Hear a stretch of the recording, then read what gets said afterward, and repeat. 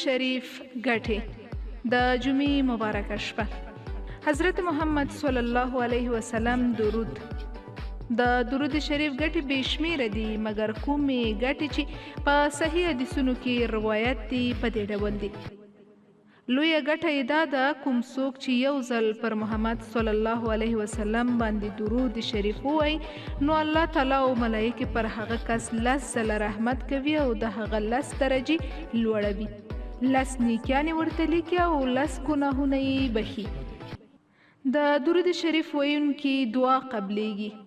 رسول الله صلی الله علیه وسلم یې شفاعت کوي. د قیامت په ورځ به له رسول الله صلی الله علیه وسلم سره وي. د دین او دنیا کارونه یې ترسره کیږي، د ګناهونو بخښنه یې کیږي. درود شریف ویل د صدقې قایم مقایمه ده. د درود شریف په برکت سره سختی او تکلیف لرې کیږي. پر درود ویونکي هر وخت ملایکې رحمت نازلوي.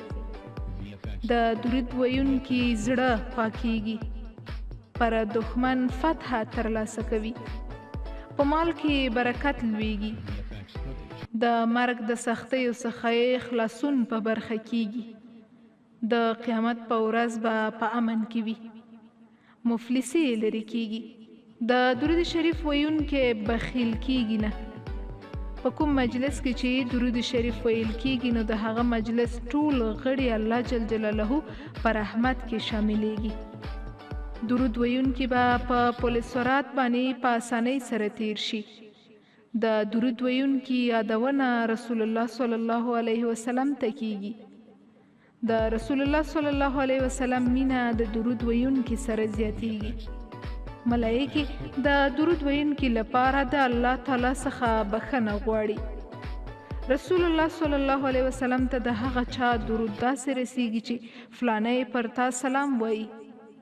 درود ویونکي به د درود په برکت سره د عرش د سیوري لاندې ولاړ وي. د درود ویونکي د عملونو طلبه د قیامت په ورځ درنه وي.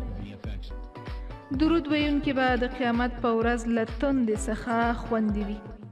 او په پای کې دا چې الله جل جلاله دې موږ ټولو ته د درود ویلو توان او توفیق راکړي او د دغه برکتونو سره مو دې ونازوي.